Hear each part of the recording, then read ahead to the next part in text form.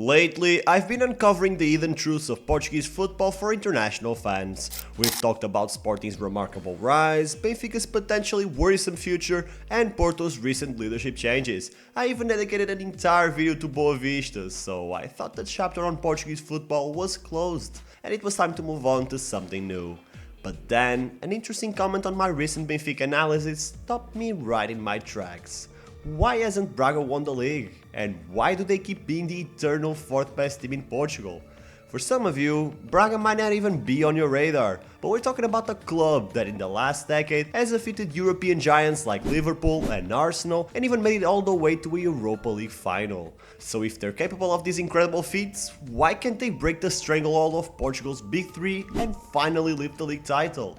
It seems like there's something stopping them from reaching the very top, something deeper than just being the smaller club. What is holding Braga back? And is there more to this story than meets the eye? That's exactly what we're going to uncover in this video. But first, let me give you some context.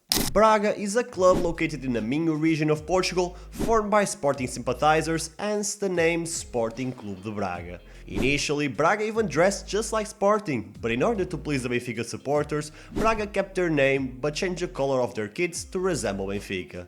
But after World War II, Braga turned their sleeves white, since their president at the time was a massive Arsenal fan.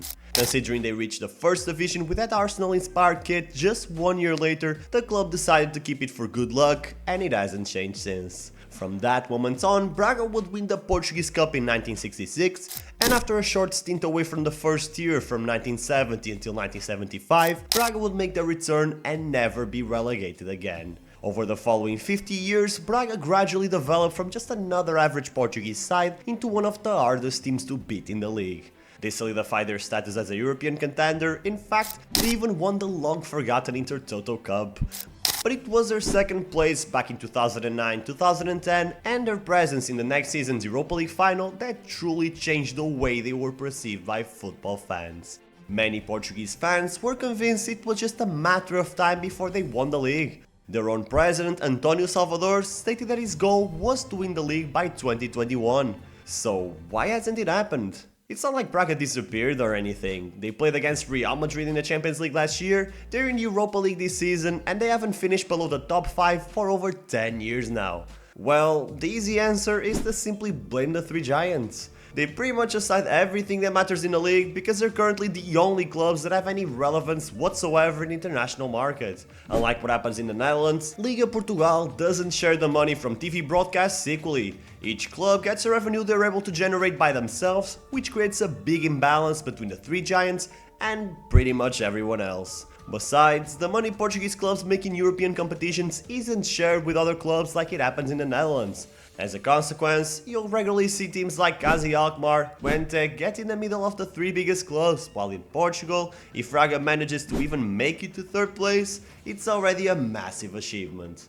Liga Portugal might not sound like the most unattainable trophy in the world, but in order to win it, a club can't afford to lose many points. This isn't the Bundesliga where you regularly see mid-table clubs taking points away from the league leaders.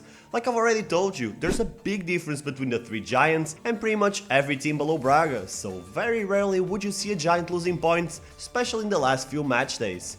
Just to paint a better picture in your head, Man City won the Premier League last season with 91 points. Sporting, who played 4 fewer matches, won it with 90 points. And contrary to the Bundesliga or the Eredivisie, where you don't see dominant campaigns like that every year, that's pretty much the norm for the Portuguese champions.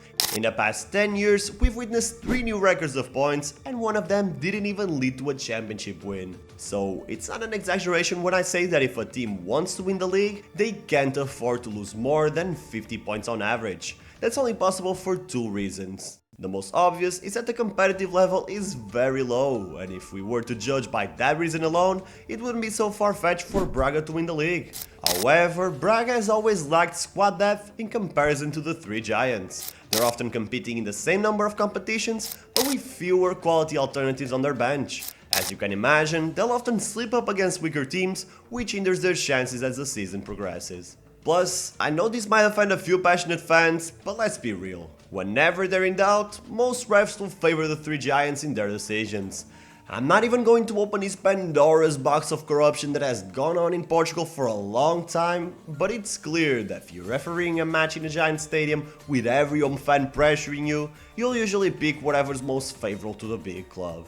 This isn't a conspiracy theory, it's reality. That's why I find it kind of ironic when I see Benfica, Porto, or even Sporting fans calling their rivals corrupt. You all benefit from the system, so shut the f*** up.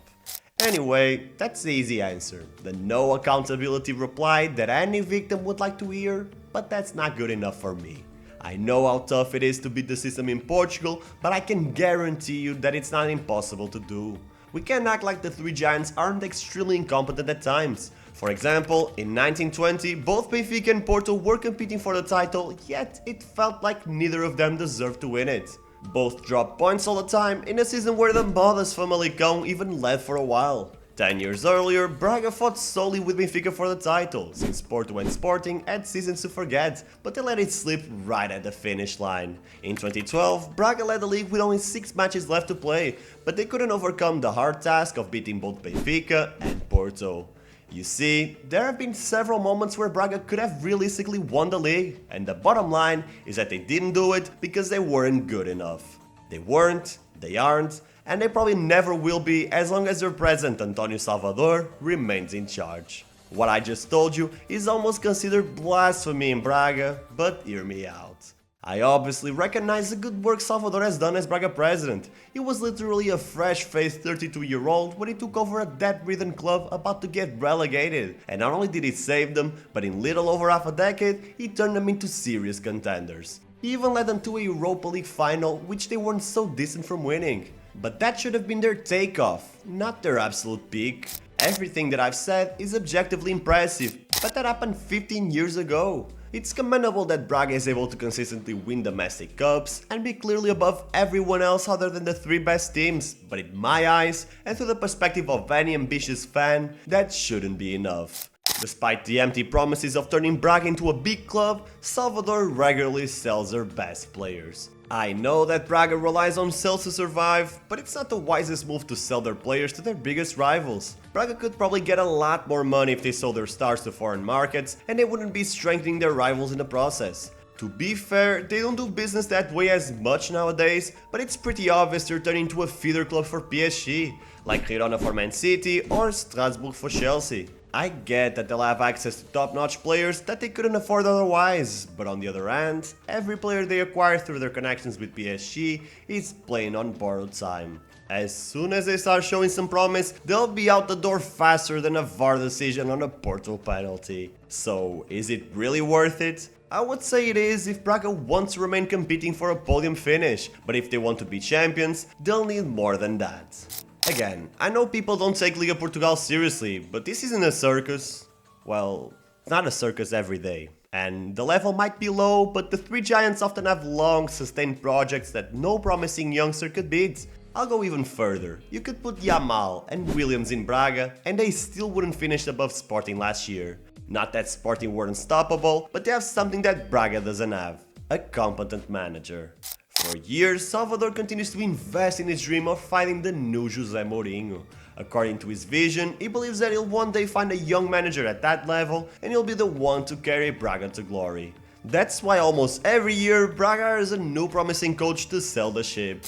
Paulo Fonseca, Jorge Simão, Abel Ferreira, Arthur Jorge, Daniel Souza.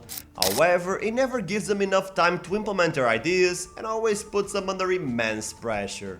And even when everything's working perfectly like it did with Ruben Amorim, Sporting lets the coach go to Sporting. Who knows what would have happened if Ruben Amorim had stayed?